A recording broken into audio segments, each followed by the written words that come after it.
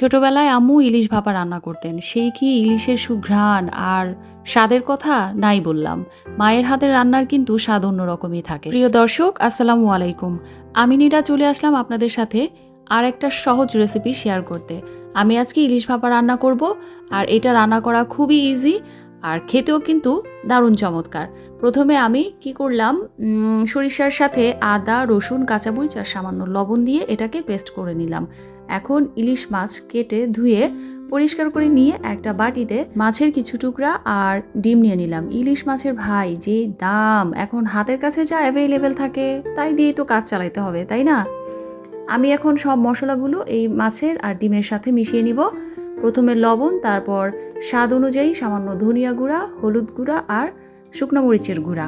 ভাপার মধ্যে কিন্তু আমি একটু মশলা দিয়েই করব ইলিশের ভাপাটা। আর দিয়ে দিলাম সেই সরিষা বাটা। এখন আরও কিছু পেঁয়াজ কুচিটা একটু বেশি করে দিলেই ভালো।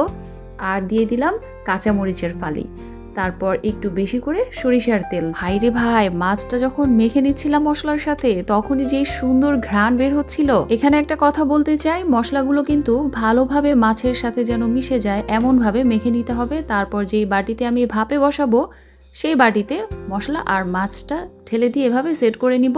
আর বাটিটা এমন নিলেই ভালো যেটা ঢাকনাটা খুব ভালোভাবে লেগে যায়, নয়তো এটার ভেতরের যেই মশলার যেই সুঘ্রাণটা ওটা যদি বের হয়ে যায় তাহলে কিন্তু পরবর্তীতে খেতে ভালো লাগে না। এখন 2টা কাঁচামরিচ উপরে দিয়ে দিলাম, ঢেকে এটাকে কিছুক্ষণ আমি রেস্টে রেখে দিব। প্রায় 5 থেকে 10 মিনিট রেস্টে রাখলেই হবে।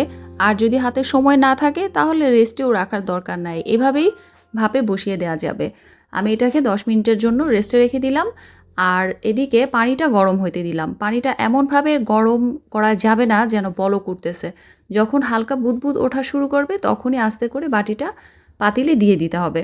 আর পানির পরিমাণও কিন্তু খুব বেশি দেয়া যাবে না যেন পানি বলক উঠে উপরে বাটির উপরেই চলে আসে। এভাবে চুলার আঁচটা মিডিয়ামে রেখে 20 মিনিট কুক করে নিব। 20 মিনিট পরেই তৈরি হয়ে গেল আমার সুস্বাদু, দেখতে চমৎকার আর খেতেও মাশাআল্লাহ খুবই টেস্টি ভাপা ইলিশ। দেখেই বুঝতে পারছেন এটা খেতে কতটা ইয়ামি হয়েছিল। প্রিয় দর্শক, আমি কিন্তু আপনাদের রিকোয়েস্ট করব এই রেসিপিটা অবশ্যই একবার হলেও বাসায় ট্রাই করতে, কারণ এটা তৈরি করতেও খুবই সহজ আর খেতেও দারুণ সুস্বাদু। তো আজকের ভিডিওটা এই পর্যন্তই। এতক্ষণ সাথে থাকার জন্য সবাইকে অনেক ধন্যবাদ। আমার রেসিপিটা ভালো লাগলে অবশ্যই আমাকে একটু সাপোর্ট করে যাবেন। সবাই খুব ভালো থাকবেন। আল্লাহ হাফিজ।